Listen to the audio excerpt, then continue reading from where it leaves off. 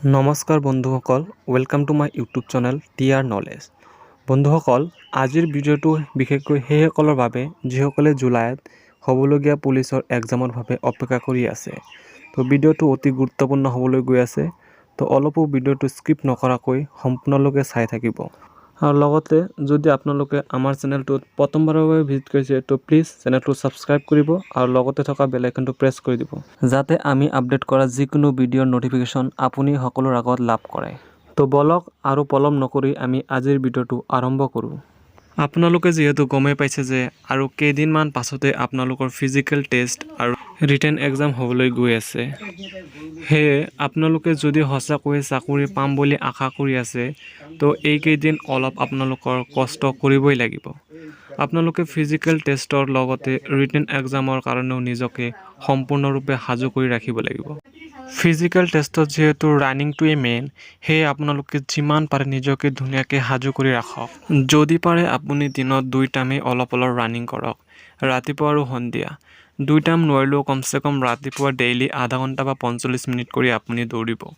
দৌৰি নিজৰ অভ্যাসটো অটুট ৰাখিব।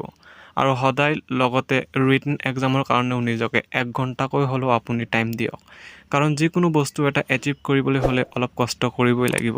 ৰিটেন এক্সামৰ কাৰণে আপুনি প্ৰিভিয়াছ ইয়াৰৰ কুৱেশ্যন এনচাৰবিলাক চাওক, যিবোৰ ইজিলি ইউটিউবত আপুনি ধুনীয়াকৈ পাই যাব। লগতে অসমীয়া জিকেটো অলপ বেছিকৈ পঢ়িব, কাৰণ অসমীয়া জিকেত অসমৰ ইতিহাস, ভূগোল ইত্যাদি সকলো বস্তুবোৰ ধুনীয়াকৈ দিয়া থাকে।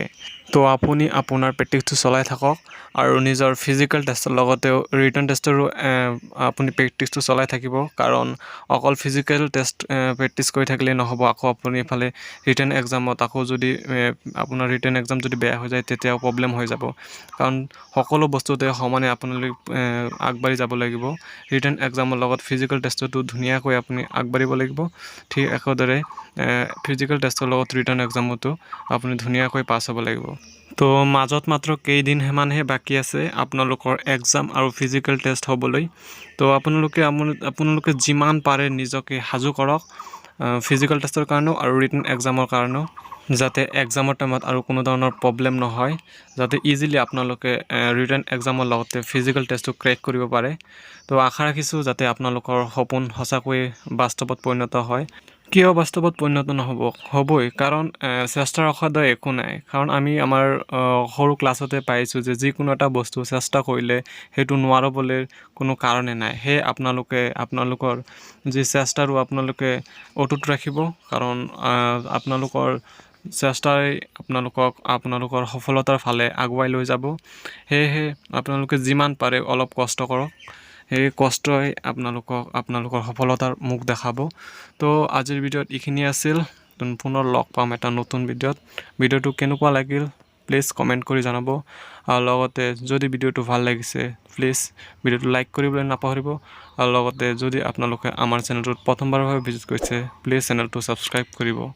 তো জয় হিন্দ, বন্দে মাতৰম। আজিৰ এইখিনিয়ে, পুনৰ লগ পাম।